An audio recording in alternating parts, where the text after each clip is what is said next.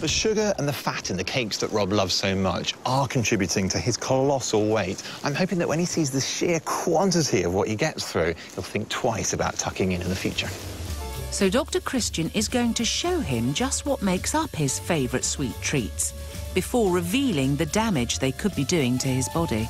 I have deconstructed your 832 donuts a year, and we're going to create that mixture now with all of this ingredients so you can see exactly what goes into them. And you're going to help me. We have 20 kilos of flour. Pick it up a bucket and chuck it into the cement mix for me. 52 eggs. That's it, get them all in. There are 6 litres of vegetable oil, so in it goes. Stirring away quite nicely there. What do you think, Rob? It's making me feel sick. It's making you feel sick. But, Rob, this is what you eat. So we're going to put 3 kilos of sugar into there. You do yours. In it goes. 10 kilos of raspberry jam is what goes into your year's supply of donuts. So let's pour all that in too, shall we? Oh. 16 litres of whipping cream. What do you think? Disgusting. Every year, in total, that's 42 blocks of lard and almost 10 bags of sugar straight past Rob's lips. Did you realise you were getting through quite that quantity? No, I didn't. It's quite embarrassing, really. I suspect that a lot of your eating is what I call mindless eating. You fancy a donut now and again, but without thinking about it, it's added up to 16 a week, 832 a year, and this goes part the way to explain why the weight has been piling on over the years. The high quantities of fat and sugar in Rob's donuts have played a significant role in his obesity, which in turn can lead to hypertension and high cholesterol levels, putting Rob at risk of a stroke. In his teenage years, he's already suffered 2 mini-strokes, so Dr. Christian wants him to face some hard facts about the medical impact of all those sweet treats. This is a picture of an area of brain. All of this brain is healthy. It's this lovely white, creamy colour, and it's got these beautiful pink blood vessels all over it. Can you see there's a slightly different area, though, on there? Yeah. Oh, yeah.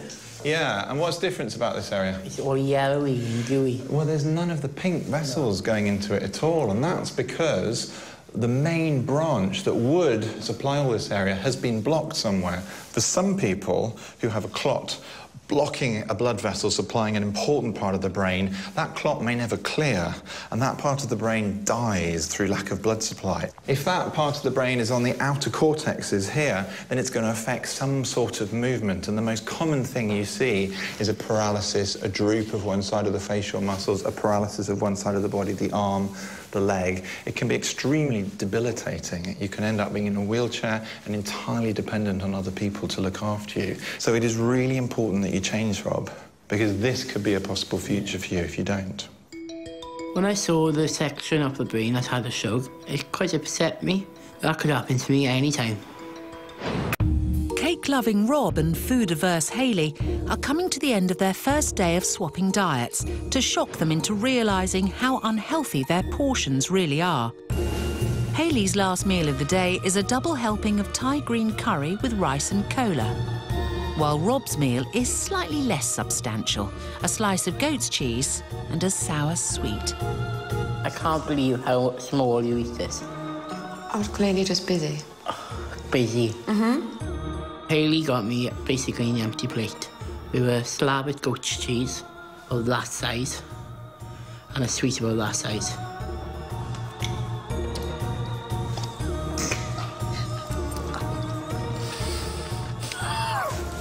Oh, are you trying to kill me off?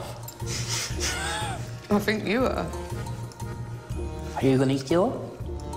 I'd love to say yes, but I don't think there's many people in this world that could eat that much of a portion for dinner. It's quite shocking how much you eat. Let's be frank. But having been confronted with her measly diet, which is putting her chances of having children in danger, Hayley's begun to grasp the need for change. So far, I'm learning that I am capable of eating food. No one's making me not eat. It's purely down to me, and my excuses are rubbish at the moment. I need to start looking after myself. Eating Hayley's diet does teach me that eating less is okay. Hayley has made a bit of progress today. She needs to push herself a bit further. And tomorrow I think she will do it.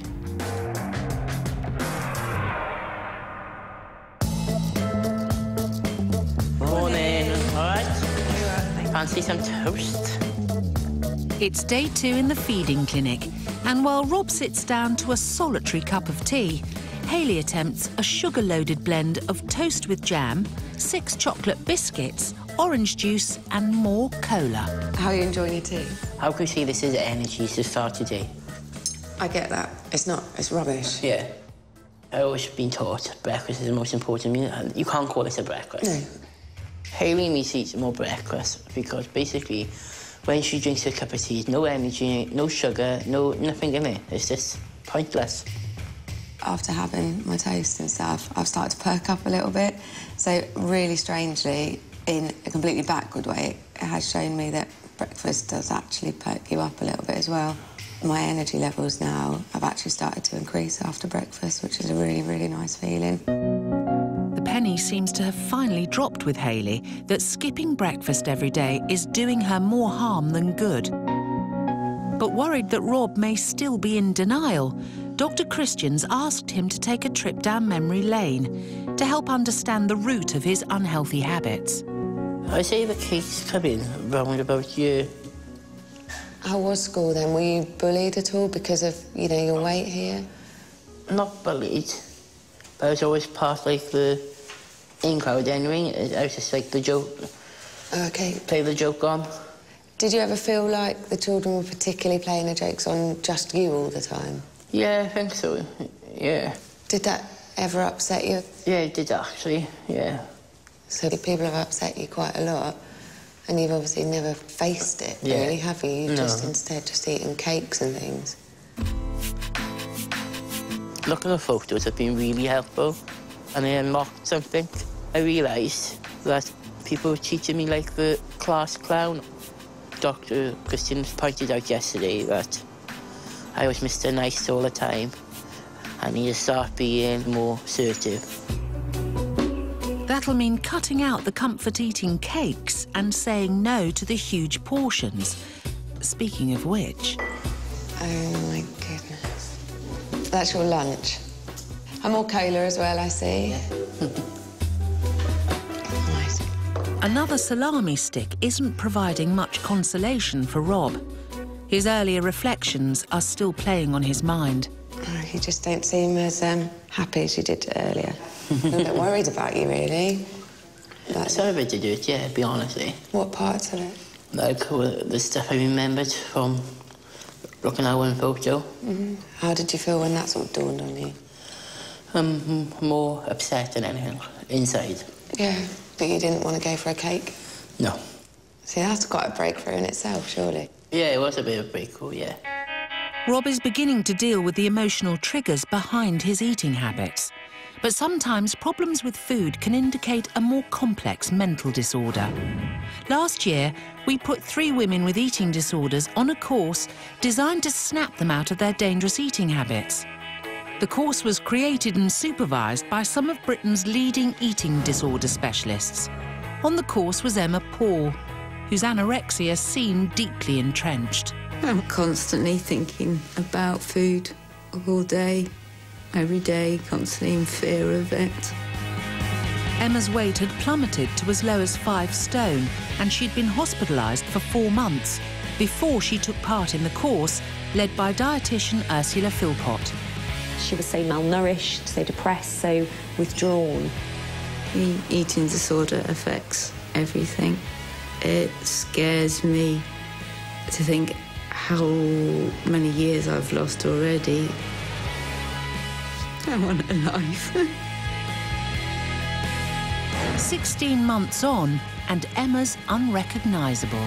People's reaction to me has changed. The amount of times I've bumped into people and sort of said hello and chatting away, and then they've realised a few minutes later who I actually am, and they've all said, you know, they didn't recognise me. I'm just so pleased to have the old Emma back. It's a new me. During the 8-week programme, Emma had a plaster cast taken of her body, which made her realise just how bad her anorexia had become. At the moment, I can't imagine myself bringing myself to look at it. I know I look bad. Just have a look. Just open your eyes and have a look. You don't want to look? Because it is just so skeletal. And for Emma, shopping for clothes was a nightmare. I find it very difficult to find clothes that fit. Most of the time I have to go into kids' sections and just feel I'm not worthy of nice clothes. But now things couldn't be more different. So I've got two things I'm pleased about being able to wear again. One of them is being able to get my jeans out again and actually to think, I've got a backside. So it's like flat, and also totally embarrassing, but it's nice to be able to go out and get some nice bras now because I've got a chest again. Doing the programme helped me a lot, far more than I was expecting. I just desperately wanted my life back again. It's been over a year since Emma met up with dietitian Ursula, and today they're meeting for lunch. Wow! What a difference! My goodness! Wow! Yeah! That's amazing! That's absolutely amazing! I'm going to go for the risotto, which was the special. And I had the char-grilled squid, please. Thank you. Thank you. What a difference in choosing. You know, you're straight there. I'll have this tastes good, this sounds lovely. What It's a lot quicker, isn't it? Yes. Last year I would have been, you know, how much fish is that? Is that too much fish? You know, what's a portion size? But no, it doesn't worry me this time. I'll sit down and enjoy it. Recovering from an eating disorder takes a long time and dogged persistence. The average length in treatment is about 6 years. If your friend or relative is recovering from an eating disorder, non-judgmental patience and support are really important. Not criticising, but explaining a healthy rationale for sensible eating is crucial, as is eating together and offering encouragement and support. When I was anorexic, I could be sort of happy one moment and then really quite snappy and aggressive the next. You know, an incredible change. You know, really, really happy to see her in such good health. Now I feel a lot more chilled and can have a laugh again and enjoy life again. Cheers! For more information on eating disorders and where to go for help, visit channel4.com/supersize.